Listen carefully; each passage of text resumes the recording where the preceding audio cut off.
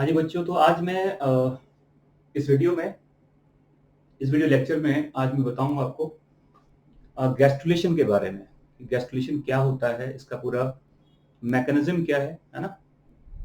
और ये इवेंट आप जानते हैं कि ब्लास्टोसिस्ट के इम्प्लांटेशन के बाद होता है। बेसिकली गैस्ट्रुलेशन है क्या, तो याद रखिएगा, गैस्ट्रुलेशन कहते हैं it is the formation of all the three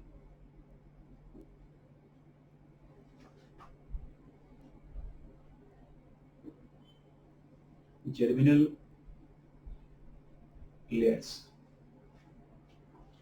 and that germinal layers are, we know that it is ectoderm, mesoderm and endoderm.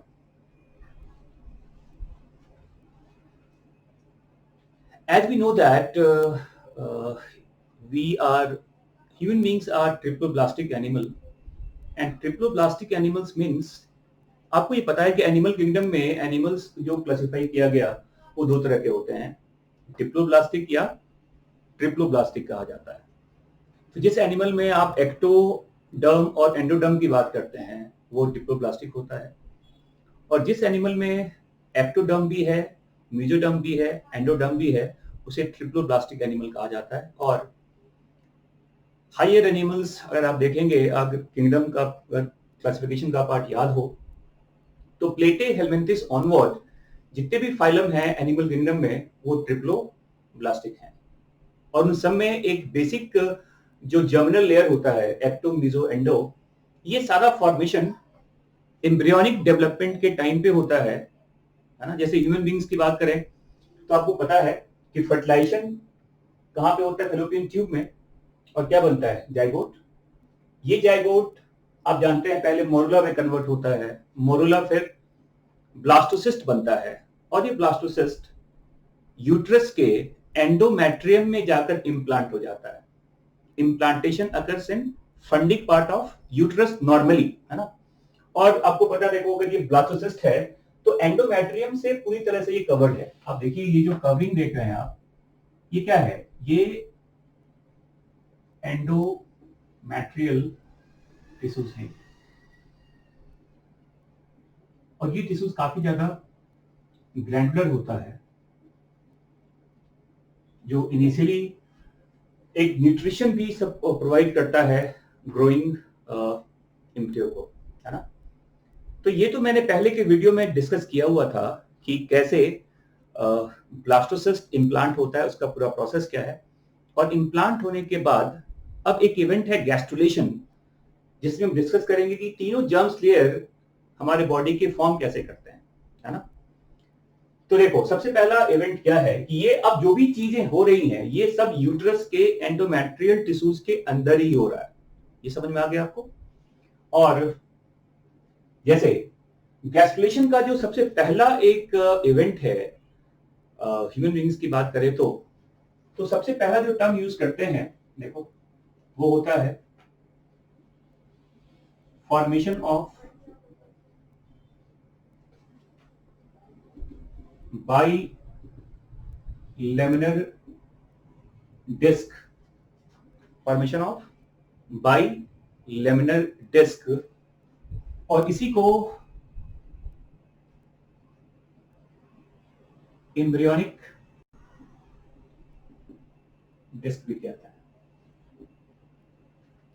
और ये सब इसी एंडोमेट्रियम के अंदर ये सारी चीजें हो रही हैं। देखिए तो ये एम्ब्रियोनिक डिस्क क्या होता है, ये बाइलेमिनर डिस्क क्या होता है, वो पहले समझिए आप। ये देखिए, तो अगर मैं ब्लास्टोसिस्ट के बाद का स्टेज बताऊं आपको, ये देखिए सपोज करो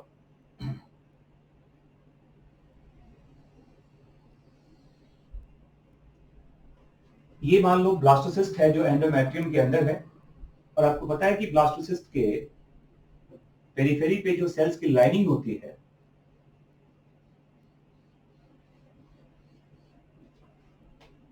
इसे कहते हैं ट्रोफोब्लास्ट। ये ट्रोफोब्लास्ट सेल्स होते हैं, है ना। और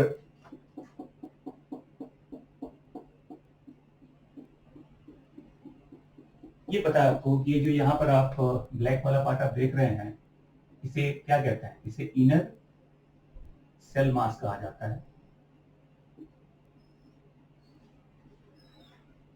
ये इनर सेल मास ट्रोफोब्लास्ट के पार्ट से, पहले तो ये पता है कि ब्लास्टोसिस्ट में इनर सेल मास अभी ट्रोफोब्लास्ट के पार्ट से क्या बताओ अटैच्ड है। अब ये जो इनर सेल मास है, अब ये दो लेयर में पहले क्या होगा, डिफरेंशिएट कर जाएगा। वो देखिए कैसे।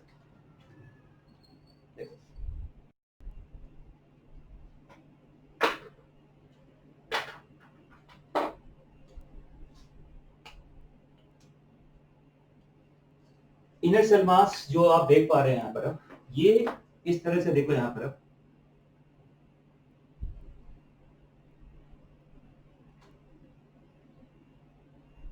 इस तरह के दो लाइंस में ये क्या हो गया, डिफरेंशिएट हो गया। एक लाइन ऐसा देख पा रहे हैं यहाँ पर, और एक लाइन देखिए ऐसे।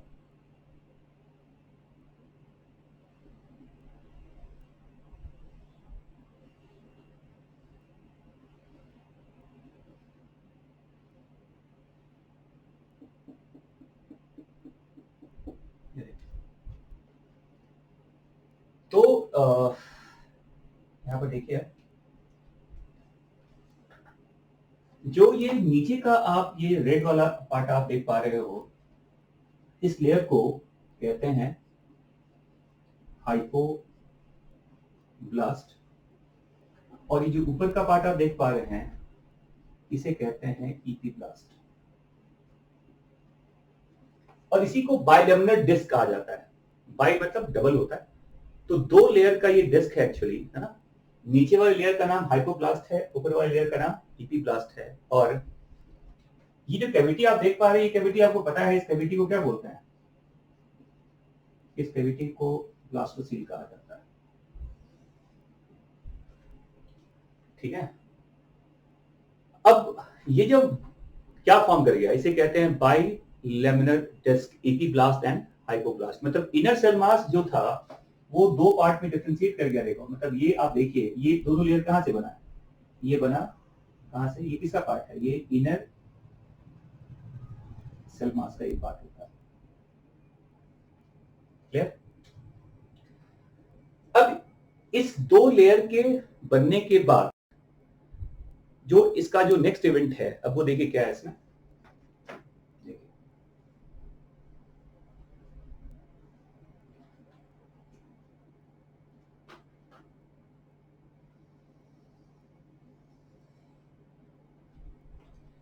हाइपोब्लास्ट से किसी भी तरह के जर्मिनल लेयर का फॉर्मेशन नहीं है। हाइपोब्लास्ट योग सेल वगैरह के फॉर्मेशन में इन्वॉल्व होता है, इसका जर्मिनल लेयर के फॉर्मेशन में कोई रोल नहीं है। जितने भी जर्म्स लेयर हैं, जो एक्टो मीजो एंडो का फॉर्मेशन है, वो सब ईपीब्लास्ट से ही होना है। तो ईपीब्लास्ट से ही तीनों जर्मिनल लेयर का क्या होगा, फॉर्मेशन होगा, और वो सिक्वेंशियली होता है, एक साथ नहीं होता। जैसे देखिए, जैसे मान लो ये अभी भी नीचे मैंने बना दिया। पहले तो आप ये देखिए, ये क्या बना दिया हमने, लेयर ऑफ ट्रोफोब्लास्ट।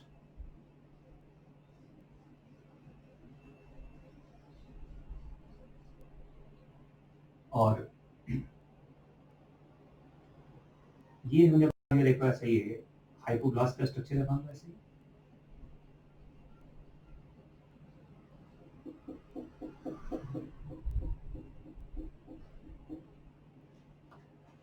अब देखिए क्या होता है, जो ईपी ब्लास्ट है, ईपी ब्लास्ट का एक, ये पूरा एक ईपी ब्लास्ट का जो सेल्स होता है, वो पहले क्या करता है, प्रोलिफरेट करता है। और वो एक नया लेयर क्या करेगा, वो प्रोलिफरेट करने के बाद डिटैच करने से पहले देखो, एक लेयर का यहां पर ऐसे फॉर्मेशन हुआ, ये ईपी ब्लास्ट से ही बना। देखिए ऐसे,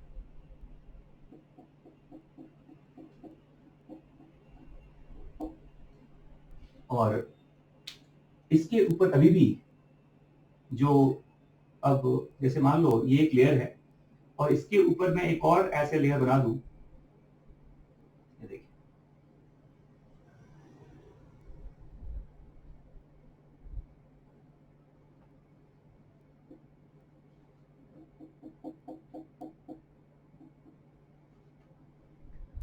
और देखिए एक कैविटी भी यहाँ पे अपियर हो रहा है। चलिए, तो ये जो लेयर पहले डेवलप हुआ यहाँ पे ग्लास से ही बना है एक्चुअली, यही है सबसे पहले ये लेयर डेवलप होता है, इसको कहते हैं एम्ब्रियोनिक एंडोडर्म कहा जाता है इसको। ठीक, और जो लेयर ऊपर बना हुआ है, ये देखिए जो बचा हुआ पार्ट है इसका, ये क्या बनेगा, इसे बनेगा, इसे कहते हैं एम्ब्रियोनिक एक्टोडर्म कहते हैं। तो एंडोडर्म पहले डिफरेंशिएट करता है, उसके बाद जो बचे हुए के सेल्स हैं वो क्या बना, वो बना एक्टोडर्म। अभी भी मीजो का फॉर्मेशन यहाँ पर नहीं है। और देखिए ये जो यहाँ पे आप एम्ब्रियोनिक एंडोडर्म देख रहे हो, ये नीचे की तरफ एक लेयर ऐसे बनाए गए, देखिए ऐसे जो ट्रोफोब्लास्ट की तरफ जा रहा है, ऐसे। और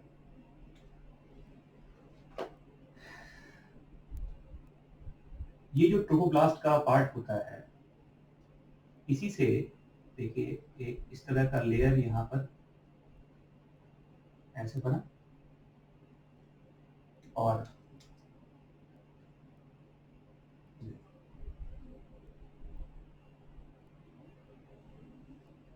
तो आप देखिए यहाँ पर अब दो तरह के कैविटी आप देख पा रहे हैं। यहाँ पर ये जो कैविटी यहाँ बना, इस कैविटी को कहते हैं एमनियोटिक कैविटी, और नीचे जो देख पा रहे हैं ये है, इसे कहते हैं प्राइमरी योक सैक। ये बाहर ट्रोफोब्लास्ट है, और ये देखो ये एंडोडर्म का पार्ट है जो नीचे की तरफ प्रोलिफरेट करके आ रहा है। अब जो ट्रोफोब्लास्ट का लेयर जिसने एमनियोटिक कैविटी के रूफ को बनाया, उसके अपर पार्ट को बनाया, इस सेल्स को एमनियोजेनिक सेल्स कहते हैं। तो देखिए, और याद रखिएगा हाइपोब्लास्ट का एसेट्स कोई रोल नहीं है जम्प लेयर के फॉर्मेशन में, ठीक है ना। तो यहां देखो अब एक्टोडर्म आ चुका है, एंडोडर्म आ चुका है, दो कैविटी आ चुका है, cavity of primary yolk sac and the cavity of amniotic part, amniotic cavity, जो बाद में करता है फिटस के डेवलपमेंट के टाइम पर, है ना। ये फ्लूइड फिल्ड कैविटी है जिसके जो रूफ होते हैं, जो इसका अपर कवरिंग होता है, वो ट्रोफोब्लास्ट के पार्ट से ही बनता है। तो इसे क्या बोलते हैं, उसको एमनियोजेनिक सेल्स कहा जाता है। तो जो एमनियोटिक कैविटी का जो बेस है, जो उसका लोअर पार्ट है, वो तो एक्टोडर्म का पार्ट है ना। अपर पार्ट देखिए अभी यह क्या होता है, इसको एमनियोजेनिक सेल्स कहा जाता है, जो कहां से बनता है, ट्रोफोब्लास्ट से। क्लियर। तो आप देखिए क्या बन गया, बताओ, बन गया एक्टोडर्म एंड एंडोडर्म। पहले बनता है एंडो, फिर बनता है एक्टो। अब यहां देखो, अब जब ये फॉर्मेशन हो गया, एक्टो और एंडो बन गया, तो ये जो पूरा का पूरा ये जो आप देख रहे हैं, ये जर्मिनल डिस्क भी कहा जाता है इसको। अब इसमें क्या होगा, देखिए यहां पर मैं इस एरिया के बारे में बता रहा हूं आपको। ये मान लो,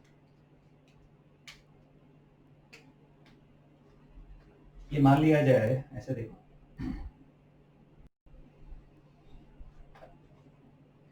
ये मान लो ये एंडोडर्म का पार्ट है ऐसे,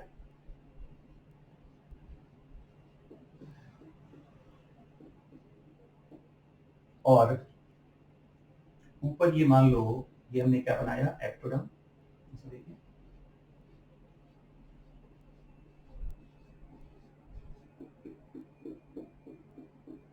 ये वाला पार्ट में बता रहा हूं आपको यहां पर। अब क्या देखिए, ये जो यहां पर आप देख पा रहे हैं, क्या बताओ, ये जो इसमें स्ट्रक्चर है किसका, एंडोडर्म का जो पार्ट है, ये एक पर्टिकुलर एंड पे इस तरह का एक बल्ज बनाता है। देखिए ये इसी के सेल्स हैं, ऐसे देखो ये स्ट्रक्चर, और एक स्ट्रक्चर देखिए यहां पर ऐसे बना जो जो एक्टोडर्म से डेवलप होता है सर, टुवर्ड्स एमनियोटिक कैविटी। मैं क्या कह रहा हूं कि एक तो यहां से डेवलप हुआ ऐसे स्ट्रक्चर देखो, और एक इस तरह से बनेगा देखो। और ये जो स्ट्रक्चर यहां बना देखिए, इस पॉइंट को या इस पूरे पार्ट को कहते हैं, इसे कहते हैं प्रो कॉर्डल प्लेट, और जो एक्टोडर्म से बना हुआ स्ट्रक्चर देखो इसे कहते हैं प्रिमिटिव स्ट्रिक।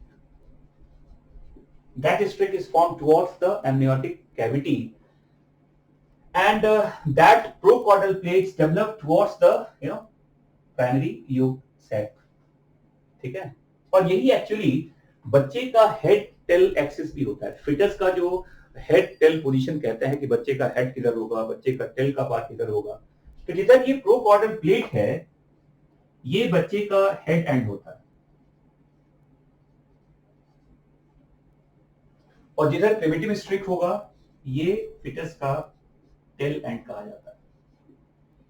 तो हेड टेल का एक्सिस डिसाइड हो चुका है, अभी तक मेसोडर्म नहीं आया, बट ये डिसाइड हो गया कि हेड किधर होगा और उसका टेल का पार्ट किधर होगा। ठीक है ना।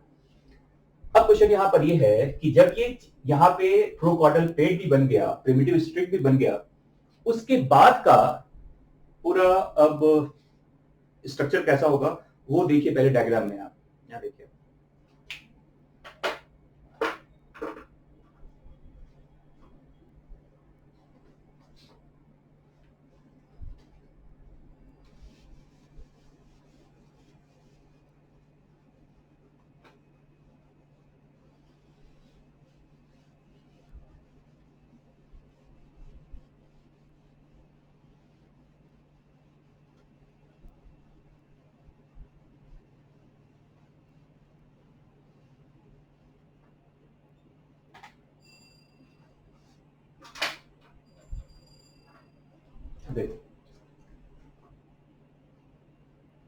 अब यहां से इसका जो नेक्स्ट मैं डायग्राम बता रहा हूं आपको, देखिए जैसे मान लो ये क्या बनाया हमने ट्रोपोब्लास्ट का स्ट्रक्चर,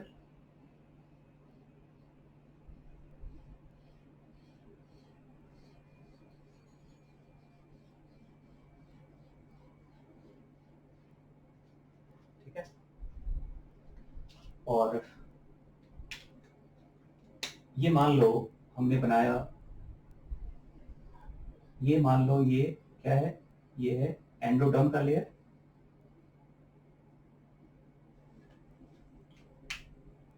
और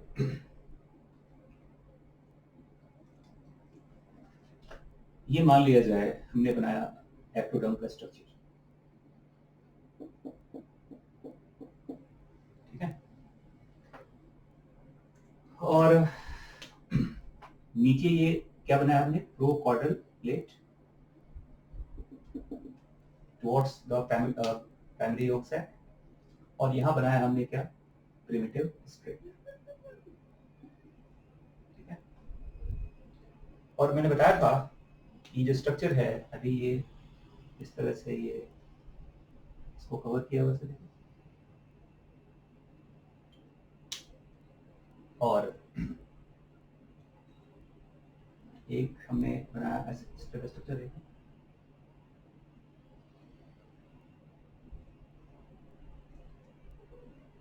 ये मैंने कहा था कि इसका जो रूफ का पार्ट होता है ये एम्नियोजेनिक सेल्स होता है। तो ये तो हो गया वॉकल, देखो ये है प्राइमरी यॉर्क सैक और ये है एमनियोटिक कैविटी, और ये बाहर है लेयर ऑफ ट्रोपोब्लास्ट। ठीक है, अब यहां पर ये सब बनने के बाद अब हम बात करते हैं मेसोडर्म कैसे बनता है वो देखिए यहां पर। ये देखिए पूरा इसका जो नेक्स्ट डायग्राम बनेगा ऐसे,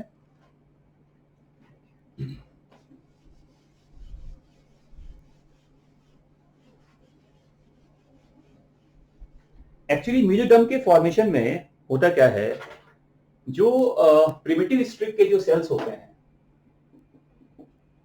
ये प्रिमिटिव स्ट्रिप के सेल्स अब काफी रैपिडली प्रोलिफरेट करते हैं और वो एक्टोडर्म और एंडोडर्म के बीच में माइग्रेट कर जाता है। क्या मतलब इसका देखिए, जैसे देखो स्ट्रक्चर में यहाँ पर ऐसे, नेक्स्ट स्टेप देखिए ऐसे,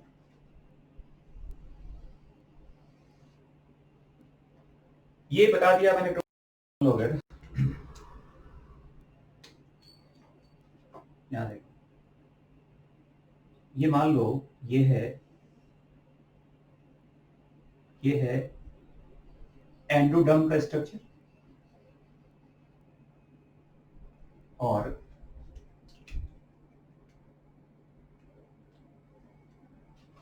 ये सपोज करो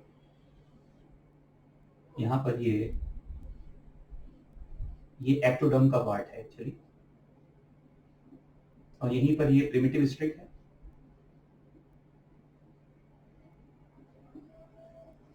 अब प्रिमिटिव स्ट्रिप के जो सेल्स होते हैं वो काफी रैपिडली प्रोलिफरेट करता है, डिवाइड करता है और वो माइग्रेट करता है इन दोनों के बीच में। देखिए ऐसे ये लेयर्स डेवलप करेगा, देखिए ऐसे यहाँ पर,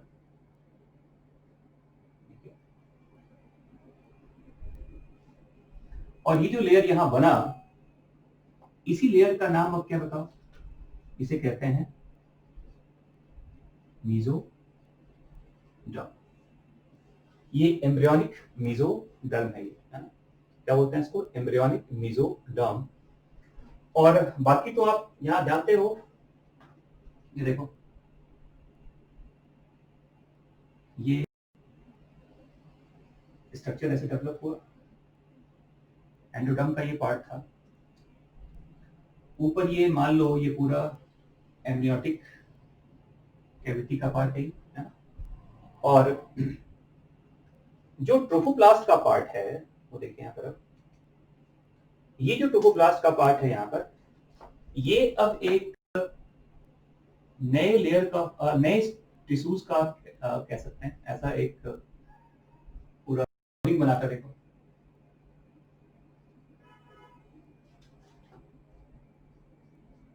टिश्यूज नहीं कह सकते आप, जस्ट ये एक तरह का मेसोडर्म का ही पार्ट होता है जिसको एक्स्ट्रा एम्ब्रियोनिक मेसोडर्म कहते हैं।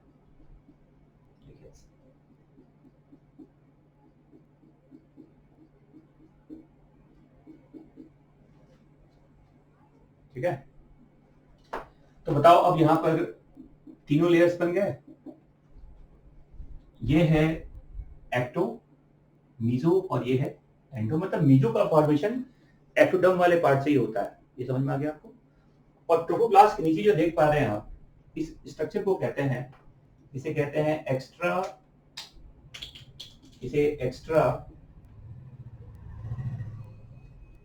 एम्ब्रियोनिक मेसोडर्म कहा जाता है। क्या बोलते हैं इसे, एक्स्ट्रा एम्ब्रियोनिक मेसोडर्म कहा जाता है, जो ट्रोफोप्लास्ट के नीचे होता है।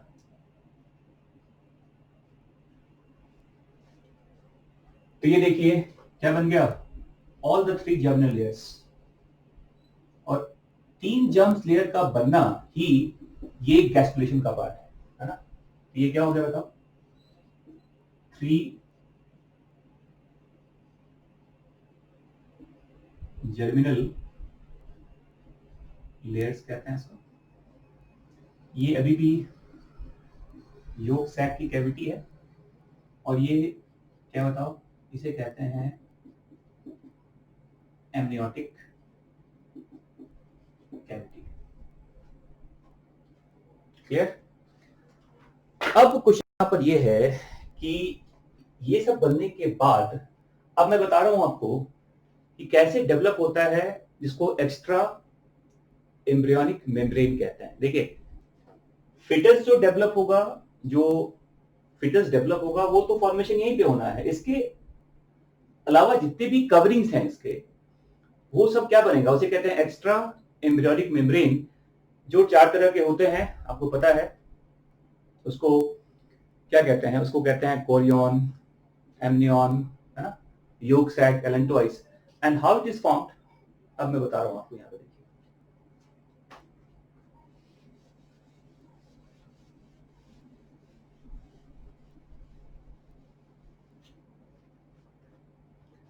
तो इसके नेक्स्ट स्टेप में क्या हो रहा है देखिए यहाँ पर।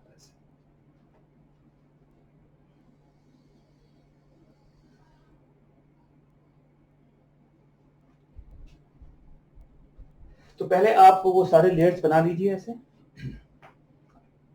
देखो ये बना दिया हमने, क्या एंडोडर्म बना दिया हमने ऐसे,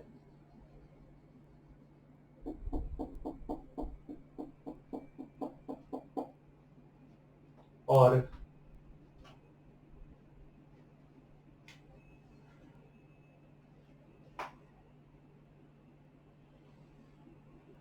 ये बन गया एक्टोडर्म, ये प्रिमिटिव स्ट्रिक का ये पार्ट है, जो देखिए ऐसे, और बीच में ये क्या होता, ये मेसोडर्म का पार्ट,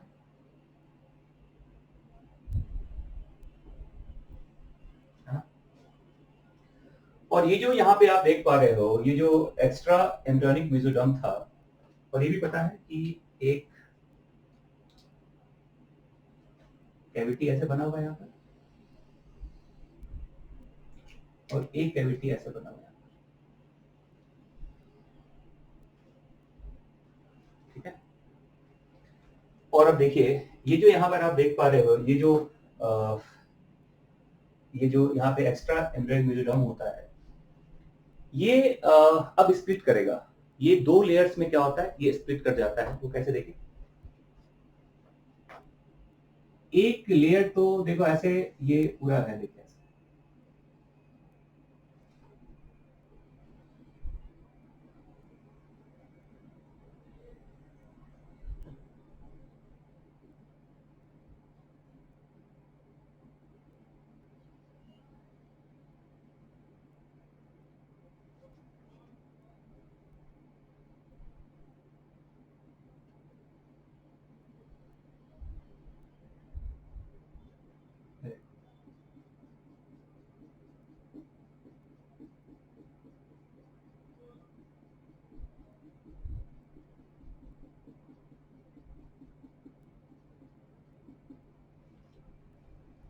और एक जो लेयर होता है इसका, वो देखिए ऐसे, जो इसको कवर करता है,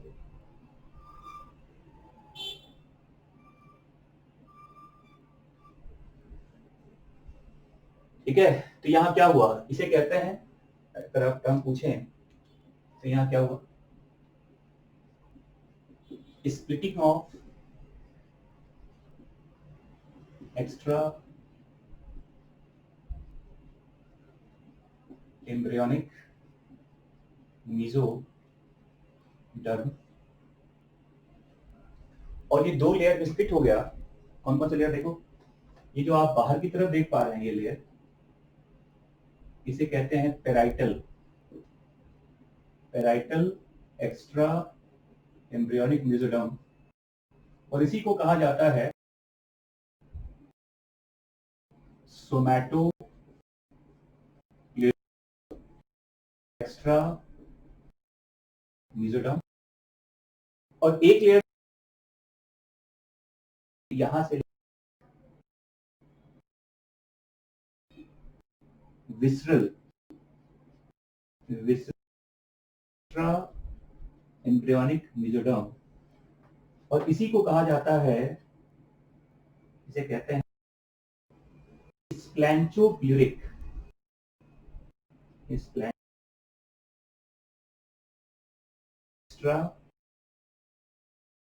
मेसो, तो ये बीच में हो गया, इस कैविटी को कहते हैं एक्स्ट्रा एम्ब्रियोनिक सीलोम कहा जाता है। और देखो अब दो डिस्टिंक्ट मेम्ब्रेन है, देखिए एक तो कवरिंग, देखो ये वाला पूरा पार्ट है, इस पूरे पार्ट को अब कहते हैं इसे कहते हैं एमनियन। ये एक्स्ट्रा एम्ब्रियोनिक मेम्ब्रेन है, एमनियन कहते हैं इसको, है ना। और जो नीचे ये डेवलप हुआ इसे कहते हैं कोरियन। देखिए जो बाहर का ये कवरिंग है ये कोरियन है। ये पूरा पार्ट देखिए, ये पूरा पार्ट एमनियन का है। तो एमनियन के बेस पे तो आप देखिए ये एक्टोडर्म है, ऊपर ये क्या है बताओ, ऊपर की कवरिंग क्या है, वो मेसोडर्म का पार्ट है, एक्स्ट्रा एम्ब्रियोनिक मेसोडर्म कहते हैं। देखो एम्ब्रियोनिक मेसोडर्म ये है, ये जो बीच में देख पा रहे हैं, इसके अलावा जो भी आप रेड पार्ट यहाँ देख पा रहे हो वो सब क्या है, वो एक्स्ट्रा एम्ब्रियोनिक है, वो मेम्ब्रेन की तरफ वर्क कर रहा है यहाँ पर, ठीक है ना। तो ये है विसरल, ये है पैराइटल। और अब ये जो कैविटी आप देख पा रहे हो इसे कहते हैं अब सेकेंडरी योग सैक। अभी तक वो क्या था, प्राइमरी योग सैक था, अब वो क्या बन गया, अब वो बन गया सेकेंडरी योग सैक। क्लियर। तो यहां देखिए अब एक्चुअली इस प्रोसेस में आप देखिए कि दो एक्स्ट्रा एम्ब्रियोनिक मेम्ब्रेन फॉर्म हो चुका है, एक का नाम एमनियन है और दूसरा का नाम कोरियन है ना। और आपको पता है कि इसके अंदर ये फ्लूइड फिल्ड एक कैविटी होता है। इस फ्लूइड को क्या बोलते हैं, इस फ्लूइड को एमनियोटिक फ्लूइड कहा जाता है, जो ग्रोइंग फिटस के ऊपर एक शॉक एब्जॉर्बर की तरह काम करता है। ये एक कांस्टेंट टेम्परेचर भी मेंटेन करता है ताकि सेल अच्छे से प्रोलिफरेट करे। इस एमनियोटिक फ्लूइड को यूज काफी ज्यादा है एक्चुअली। ये बाद में एक्चुअली स्टार्ट में ये जो एमनियोटिक फ्लूइड है ये मैटरनल ब्लड का ही एक फिल्टर्ड पार्ट होता है ना। मैटरनल ब्लड से ही डेवलप होता है एमनियोटिक फ्लूइड, लेकिन बाद में जो फिटस का एक्सक्रीटरी वेस्ट वगैरह होता है ना, वो भी इसमें ऐड होता रहता है। और कुछ समय के बाद जो एमनियोटिक फ्लूइड का कंपोजिशन है वो हर 24 आवर्स के बाद रिप्लेस भी होता रहता है। तो जो भी फिटस का जो एक्सक्रीटा का पार्ट वगैरह होता है उसके एलिमिनेशन में amniotic fluid play a very important role. तो amniotic fluid act like air shock absorber. ये एक एक्वेटिक इन्वायरमेंट प्रोवाइड करता है ग्रोइंग फिटस को चारों तरफ, है ना। तो शॉक एब्जॉर्बर भी है, ये एक कांस्टेंट टेम्परेचर प्रोवाइड करता है ताकि सेल अच्छे से प्रोलिफरेट करे। और ये रिमूवल ऑफ जो फिटस का जो एक्सक्रीटा वगैरह डेवलप होगा उसको भी ये एलिमिनेट करने में हेल्प करता है। और ये कोरियन बेसिकली ये विलाई बनाते हैं, कोरियोनिक विलाई जानते हैं आप, जो प्लेसेंटा के फॉर्मेशन में क्या होता है, इन्वॉल्व होता है। अभी यहां पर दो और भी स्ट्रक्चर है जिसे कहते हैं योग सैक एंड एलेंटवाइस। वो कैसे बनता है वो देखिए यहां पर।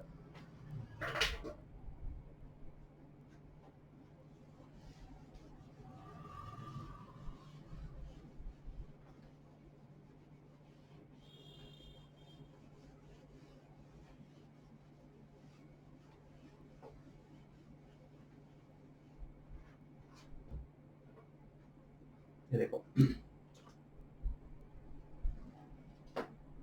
जैसे मान लो ये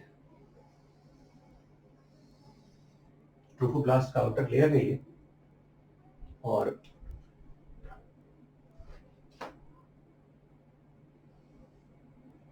ये एंडोडर्म का पार्ट है सर।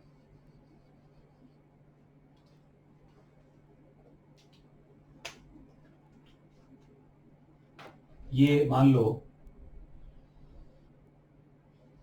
एक्टोडर्म है यहाँ पर ऐसे, ये प्रिमिटिव स्ट्रिप बना लिया हमने ऐसे यहाँ पर, और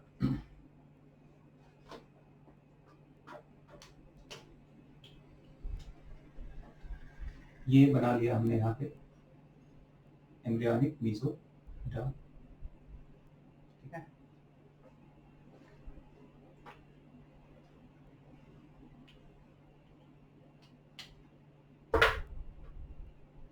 और ये आप जानते हैं ये यहाँ पर देखो एक फोल्ड सा बनता है, कैसे यहाँ पर है, इमेजिनेशन है ये।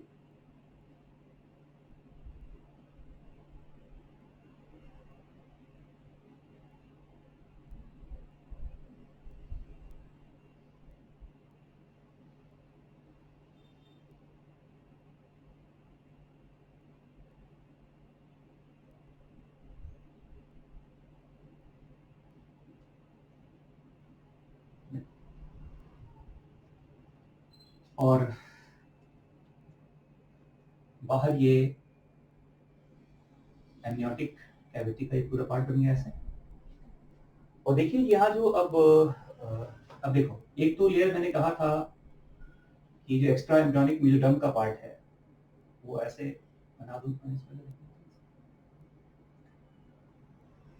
अब ये जब इसमें देखिए, यहाँ देखो ऐसे स्ट्रक्चर वाला यहाँ देख रहे हैं आप, ये एक्चुअली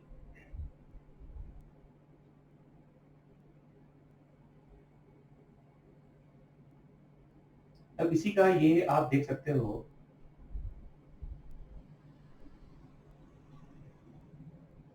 तो ये पूरा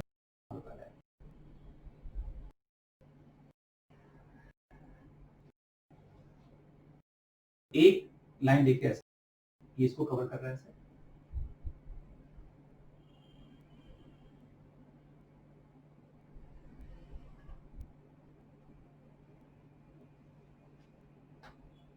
क्लियर?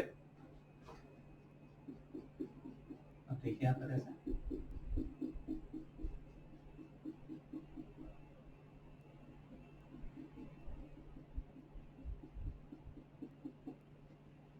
ये तो पता है इसमें कि ये जो लेयर यहाँ है ये तो क्या हो गया, ये कोरियन हो गया, सॉरी ये जो पार्ट बना ये एमनियन है, बाहर ये कोरियन है, और ये जो बना मेम्ब्रेन देखिए यहाँ पर, इसे कहते हैं योग सैक का ये मेम्ब्रेन है। और एक स्ट्रक्चर और बना देखो, इसे कहते हैं एलेंटॉइस।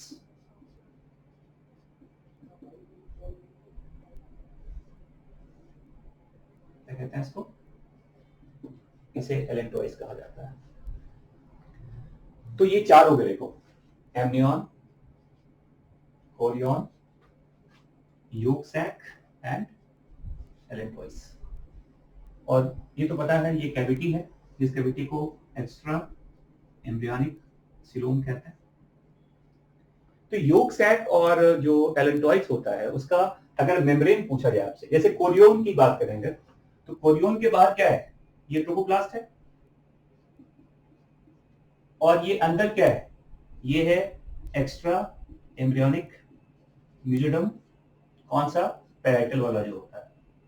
एमनियन में बताओ इसके बाहर भी क्या है, देखिए यहाँ पर, तो एमनियन के बाहर जो होता है वो एक्स्ट्रा एम्ब्रियोनिक मेसोडर्म है, और इसके बेस पे क्या है बताओ, ये एक्टोडर्म का पार्ट होता है actually.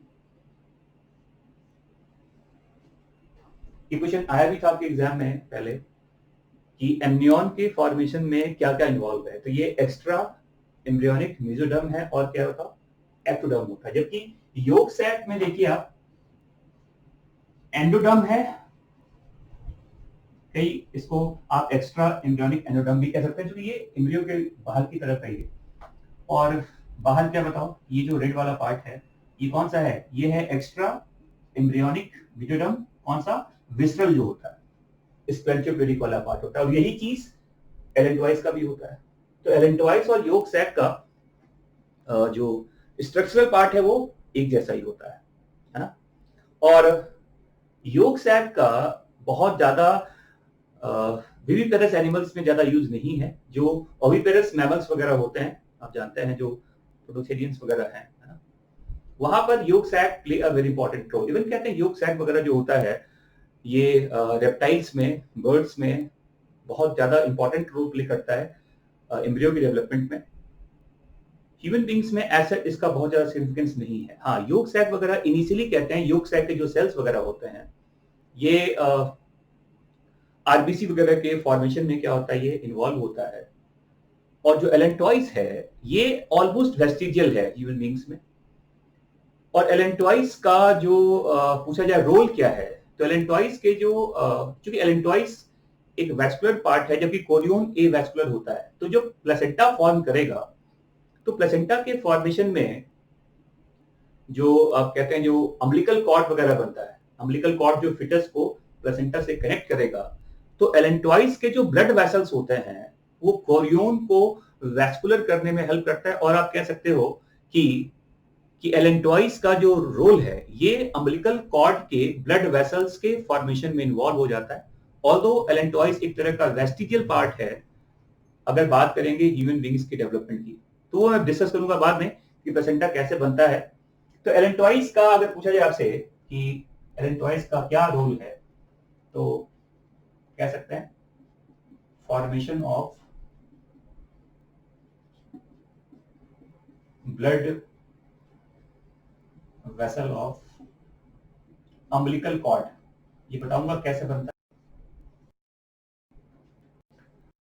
Yolk sac little role है इसका फॉर्मेशन ऑफ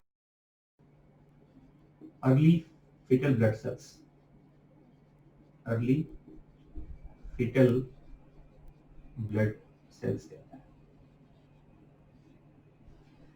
तो ये था कंप्लीट इवेंट कि कैसे एक्स्ट्रा एम्ब्रियोनिक मेसोडर्म का फॉर्मेशन होता है और कैसे गैस्ट्रुलेशन होता है। तो गैस्ट्रुलेशन में एक्चुअली क्या हुआ देखो, तो गैस्ट्रुलेशन में होता क्या है देखो, दो चीज याद रखिएगा।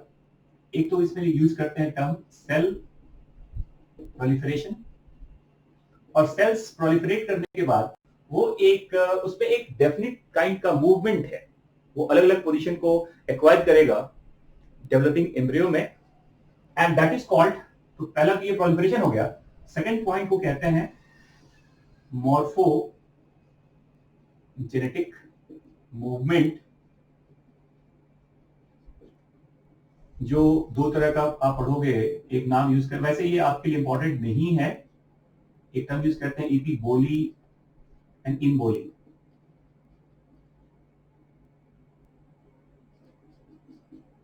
जो प्रोस्पेक्टिव जो मेसोडर्मल सेल्स होते हैं वो कैसे प्रोलिफरेट कर रहा है, वो कैसे माइग्रेट कर रहा है, वो इम्बोली का पार्ट होता है। और जो प्रोस्पेक्टिव जो एक्टोडर्मल और एंडोडर्मल सेल्स होते हैं उसके मूवमेंट को क्या बोलते हैं, इपीबोली कहा जाता है।